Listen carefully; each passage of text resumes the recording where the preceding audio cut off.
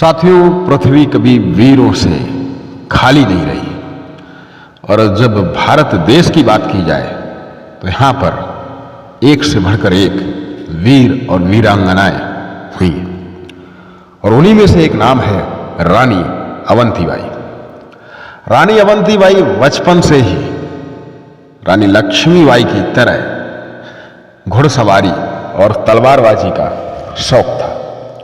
16 अगस्त 1831 को मनकहनी, जिला सिवनी, मध्य प्रदेश में एक जमींदार परिवार राव जुझार सिंह के यहां पैदा हुई।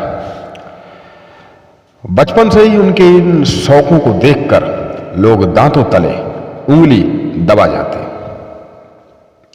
जब वो बड़ी हुई तो उनका विवाह रामगढ़ रियासत के राजकुमार विक्रमादित्य के साथ हुआ। उनके पुत्र अमान सिंह और शेर सिंह अभी बहुत छोटे ही थे और उनके पति का स्वास्थ्य ठीक ना रहता तो फिर राजकाज की पूरी जिम्मेदारी खुद ही उठाती। उस समय भारत में ब्रिटिश शासन था। यह 1857 का दौर था। 1857 में राजा विक्रमादित्य का स्वर्गवास हुआ तो पूरी जिम्मेदारी, दायित्व अवंतीबाई के सर पर आ गया।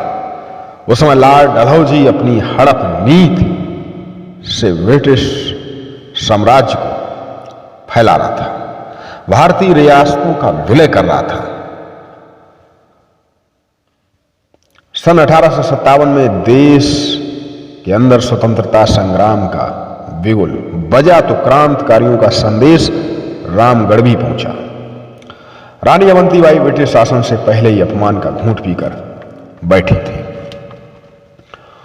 उन्होंने एक चिट्ठी लिखी और चिट्ठी के साथ कुछ कांच की चूड़ियां रखी और आसपास के राजाओं को क्रांति का संदेश देने के लिए उस चिट्ठी को भेजा और उसमें लिखा कि देश की रक्षा के लिए कमर कस लो या फिर चूड़ी पहनकर घर पर बैठ जाओ।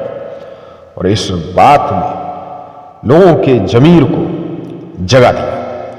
रानी अवंतीबाई ने अपने राज्य से कोर्ट ऑफ वार्ड्स के अधिकारियों को खदेड़ दिया और क्रांति की बागडोर अपने हाथ में ले ली। उस समय रानी अवंतीबाई मध्य भारत की क्रांति का प्रमुख चेहरा बन चुकी थी। मध्य भारत के विद्रोही नेता रानी के नेतृत्व में एकजुट हो रहे थे। रानी ने अपने साथियों के साथ हमला करके घुघरी, रामनगर, विछिया आदि क्षेत्रों से ब्रिटिश राज का सफाया कर दिया। इस हार से डिप्टी कमिश्नर वाडिंगटन तिलमिला गया। चूंकि ब्रिटिश सेना संख्या बल और युद्ध सामग्री में रानी की सेना से कई गुना ताकतवर थी। इस स्थिति को भांपकर किले से बाहर निकलकर देवहारगढ़ पहाड़ियों की ओर रानी ने प्रस्थान किया और वहीं से अपनी योजना को रूप दिया।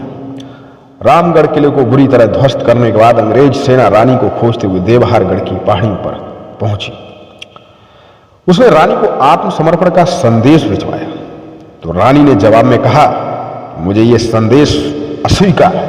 मैं युद्ध भूमि में लड़ते लड़ते अपने प्राण दे दूंगी लेकिन अंग्रेजों के आगे झुकूंगी नहीं। तिलमिलाए वाडिंगटन ने रानी को चारों ओर से घेर लिया। रानी अंग्रेजी सेना को लोहे के चने चबवाती रही लेकिन धीरे धीरे वो अकेली पड़ती गई।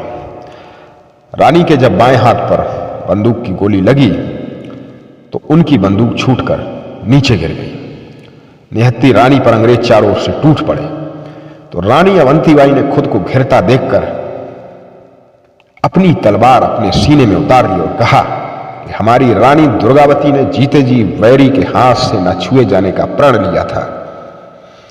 मृत्यु शैया पर लेटते हुए इस महान वीरांगना ने अंग्रेज अफसर से कहा कि ग्रामीणों का इसमें कोई दोष नहीं, मैंने ही उनको उकसाया था।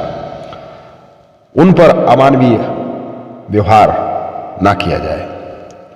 इस तरह रानी ने अपनी अतुलनीय वीरता का अवधारण रखा और 1857 के प्रथम स्वाधीन संग्राम में निरंतर लड़ते हुए 20 मार्च 1858 को अपने प्राणों की आहुति दे दी।